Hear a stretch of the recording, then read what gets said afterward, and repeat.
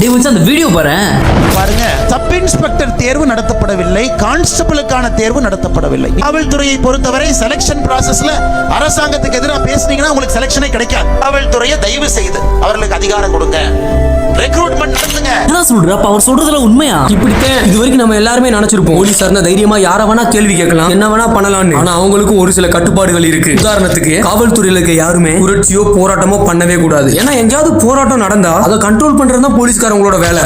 பாதி நேரம் பந்தோபஸ்து, ஆர்ப்பாட்டம், முதலமைச்சர் வர்றாங்க, கோயம்புத்தூருக்கு போங்க, ஈரோட்டுக்கு போங்க, திருப்பூருக்கு போங்க, பாதி நேரம் இந்த வேலை தான். அந்த பரீட்சை எழுத வேண்டிய மாணவர்கள் இன்னைக்கு சென்னையில் பிரஸ் மீட் மத்தியானம் நடத்துறாங்க. எங்களோட கோரிக்கை என்னன்னா, கடந்த 2024 வருடம் சார்பு ஆய்வாளர்களுக்கும் இரண்டாம் நிலை காவலர்களுக்கும் எந்த விதமான அறிவிப்பும் சரிடா. ஆக்சுவலா யார் அந்த 6 பேர்? இப்படி என்னடா பிரஸ் மீட்ல பேசிருக்காங்க? அதுவா? நீயும் எஸ்ஐ எக்ஸாம் எழுதணும்னு சொன்னேல. ஆமா. இந்த இயர்க்கான நோட்டிபிகேஷன் வந்துருச்சா? ஆமா, இன்னும் வரலடா. ஏன் இவ்வளவு டிலே ஆகுது? 2023 மே நோட்டிபிகேஷன் வந்து அதே வருஷம் ஆகஸ்ட்ல எக்ஸாம் எழுதி நவம்பர்ல பிசிக்கல் முடிச்சு அதே வருஷம் டிசம்பர் ஜானுக்குள்ள இன்டர்வியூ முடிச்சு 2024 ஜனவரி 30ஆம் தேதி ரிசல்ட் வந்து அந்த லிஸ்ட்ல 750 பேர் பாஸ் ஆயிருந்தாங்க. அதுல எஸ்ஐ போஸ்ட்ல 621 பேரும் எஸ்எஃப்ஓ போஸ்ட்ல 129 பேரும் பாஸ் ஆயிருந்தாங்க. பாஸ் ஆனவங்க எல்லாருக்குமே 2024 பிப்ரவரி மாசம் மெடிக்கல் அண்ட் பர்சனல் வெரிஃபிகேஷன் முடிச்சிருக்காங்க. அதுக்கு அப்புறமா வந்த ஓவரால் லிஸ்ட்ல திருப்தி இல்லன்னு, அதுல இடஒதுக்கீடுல சந்தேகம் இருக்குன்னு அதே எக்ஸாம் எழுதின ஒருத்தர் கொடுத்த கேஸோட ஜட்மெண்டா முதல்ல கொடுத்த லிஸ்ட கேன்சல் பண்ணிட்டு ஃப்ரெஷ்ஷான லிஸ்ட முறையான இடஒதுக்கீடோட 3 மாசம் டைம் பீரியடுக்குள்ள ஹைகோர்ட்ல பப்ளிஷ் பண்ண சொல்லிருக்காங்க. இதெல்லாம் முடிஞ்சு வந்து அந்த லிஸ்ட்ல ஆல்ரெடி கேஸ் போடுறதுக்கு முன்னாடி பாஸ் ஆகியிருந்த ஒரு சிலரோட நேம் இங்க வராம இருந்திருக்கு. ஆனா லிஸ்ட்ல நேம் வந்தவங்களுக்கு 2024 அக்டோபர் மாசம் திரும்பவும் 2வது தடவையா பிசிக்கல் மெடிக்கல் பர்சனல் வெரிஃபிகேஷன் நடந்திருக்கு.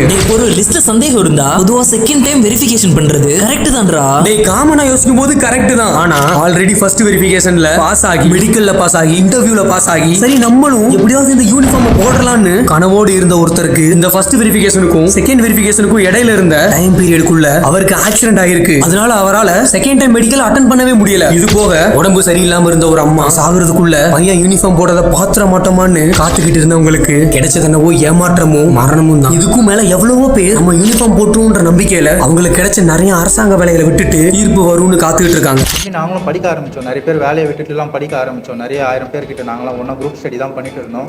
இப்போ தேர்வே வராத தொட்டு எங்களுக்கு வயசும் முடிஞ்சு போயிட்டு இருந்தால எங்களுக்கு கொஞ்சம் கஷ்டமான விஷயமா சொல்ற எல்லாமே சரி. அப்புறம் ஏன்டா இவ்வளவு நாள் தள்ளி போகுது? எதனால? ஃபைனலா வந்த லிஸ்ட்ல ஆல்ரெடி பாஸ் ஆயிருந்தவங்க ஒரு சிலரோட பேர் வரலன்னு அவங்க நீதி கேட்டு ஹைகோர்ட்ல ஸ்டே வாங்கியிருக்காங்க. அதனால கிட்டத்தட்ட 1 வருஷமா இந்த கேஸ் நடந்துட்டு தான் இருக்கு. இதோட முடிவு எப்ப வரும்னு தெரியல. சரிடா, எப்படினாலும் தீர்ப்பு வந்துரும்ல. வெயிட் பண்றதுனால என்ன? டேய், வெயிட் பண்றதுனால இங்க ஆல்ரெடி வேலைக்காக காத்துட்டு இருக்கவங்களை விட அடுத்த எக்ஸாமுக்காக காத்துட்டு இருக்க லட்சக்கணக்கான இளைஞர்களுக்கும் அதுலயும் முக்கியமா ஏஜ் பாராக போற ஆயிரக்கணக்கான இளைஞர்களுக்கும் என்ன பதில்? ஏன்னா இங்க முயற்சி பண்ணி தோக்குறத விட வாய்ப்பு கிடைக்காம தோத்து போகிறதோட வலி கொடுமையானது. இந்த கால தாமதத்தால பாஸ் ஆகி போஸ்டிங்காக வெயிட் பண்ணிட்டு இருக்கவங்களும் இன்னைக்கும் பொருளாதார நிலையில மற்ற வேலைகளுக்கு போகாதனால கஷ்டப்பட்டுட்டு தான் இருக்காங்க. இங்க சரியான தேர்ந்தெடுக்கும் முறை இல்லாதனாலதான் இவ்வளவு பாதிப்பும் இவ்வளவு குழப்பமும். இங்க நம்ம யாரையுமே குறை சொல்லி பயன் இல்ல. இதுக்கு எல்லாத்துக்கும் தீர்ப்பு தரப்போற ஹைகோர்ட் கிட்ட தான் இருக்கு. அது வர வரைக்கும் நம்ம வெயிட் பண்ணி தான் ஆகணும். ஏன்னா வேற வழி இல்ல.